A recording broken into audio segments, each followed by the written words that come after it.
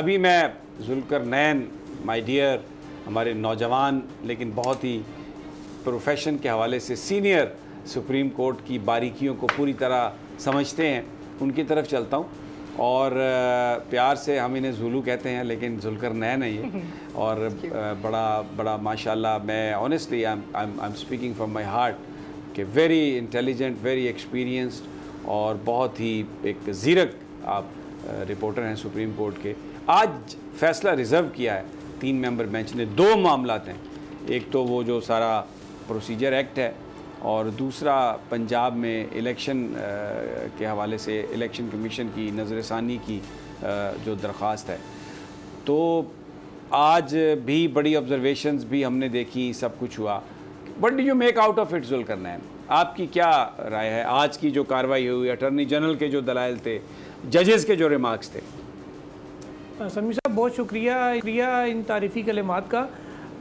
समी साहब रिज़र्व हो गई है जजमेंट और कभी इम्कान है कि जुमे के रोज़ ये फ़ैसला आ सकता है सुप्रीम कोर्ट की जानिब से। और जो अभी तक की रीडिंग है जजेस की, वो उससे जो उनकी क्वेश्चनिंग थी, जो उनके रिमार्क सामने आ रहे थे, जो उनकी रिजर्वेशन स्पेशली मैं कहूँगा कि सामने आ रही थी, उससे ये अखज़ करना कुछ ज़्यादा मुश्किल काम नहीं है कि ये जो रिव्यू एक्ट है ये अपनी मौत आप मरता हुआ नज़र आ रहा है, ये कलअदम होता नज़र आ रहा है फ़िलहाल के लिए। क्योंकि जो दूसरा एक्ट है अदालती इस्लाहात बिल, जिसके ऊपर स्टे ऑर्डर किया हुआ है सुप्रीम कोर्ट के 8 रुकनी बेंच ने, उसको क्योंकि ऑलरेडी गवर्नमेंट रिकन्सिडर कर रही है, तो शायद वो रिकन्सिडर करते हुए इसकी वाली चीज़ें उसके अंदर डाल दे।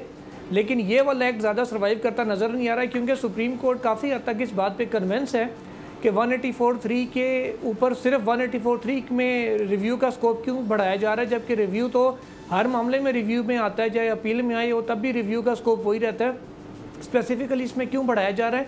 और स्पेशली जो तरीक़ाकार अडॉप्ट किया गया है, जजेस कहते हैं कि आर्टिकल 188 के तहत क्योंकि ये रिव्यू होता है, इसलिए आइन में तरमीम किए बगैर इस तरह इस अंदाज में सिंपल जो ऑर्डनरी लेजिस्लेशन है, इसके ज़रिए जो दायरा कार है वो नहीं बढ़ाया जा सकता रिव्यू का। इस किस्म की ऑब्जर्वेशन आई थी खासकर चीफ जस्टिस ने, तो ये भी कहा कि दायरा कार जो रिव्यू का बढ़ाया गया, ये समझ से वाला तरह इसकी समझ नहीं आ रही कि क्यों इसकी ज़रूरत पड़ गई थी अचानक से कि इसका दायरा कार बढ़ाया जाएगा। और जहाँ तक पहले आपने एक ऑब्जर्वेशन दी थी कि जहांगीर तरीन और नवाज शरीफ साहब का कि वो रिव्यू दायर कर सकेंगे या नहीं, सिर्फ और सिर्फ जो समीउल्लाह बलोच केस है वो भी क्योंकि ट्रिब्यूनल के थ्रू ऊपर आया था, इसलिए उन दोनों के रिव्यू का कोई चांस नहीं बनता। ये जो एक्ट है सिर्फ 184(3) के हवाले से स्पेसिफिकली इसको किया गया है। बाकी जो 185 में जो अपील्स आती हैं ट्रिब्यूनल से, वो भी ट्रिब्यूनल के ज़रिए ऊपर आया था मामला कि कितनी डिस्क्वालिफिकेशन होगी, वो 184(3) का केस नहीं था। इसलिए जहांगीर तरीन और नवाज चैप्टर इस रिव्यू ऑफ जजमेंट ऑर्डर की हद तक तो क्लोज है, उनको इससे किसी किस्म का कोई बेनिफिट। अच्छा, यहाँ पर रुकिए एक सेकंड।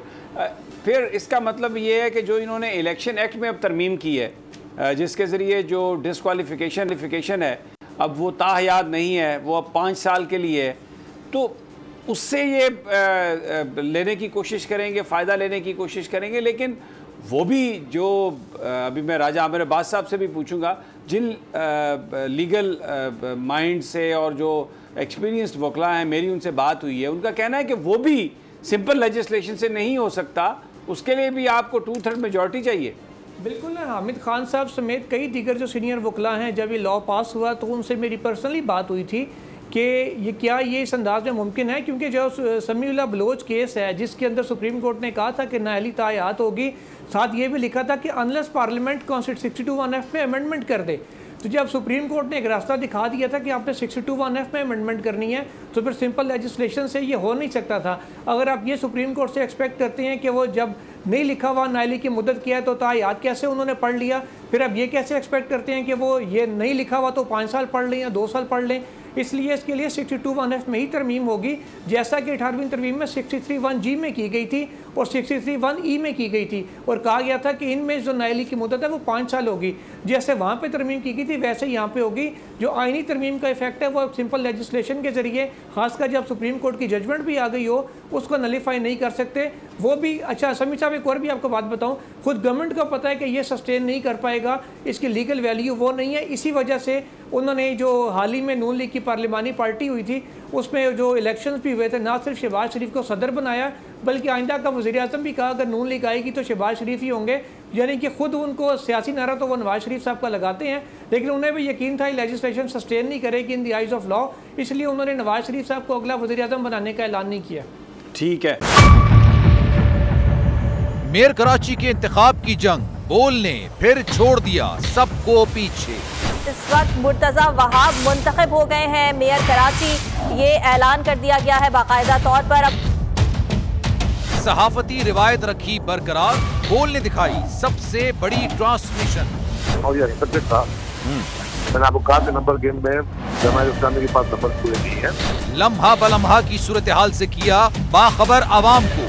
रेंजर्स के एहलकार और पुलिस के एहलकार हैं, वहाँ अलर्ट है और वो इस बात की कोशिश कर रहे हैं कि अब कोई नाखुशगवार वाक़या जो है वो रूनुमा ना हो सके, क्योंकि बोल है सबसे पहले सबसे आगे। सब्सक्राइब करें और बेल दबाएं ताकि कोई खबर रह न जाए।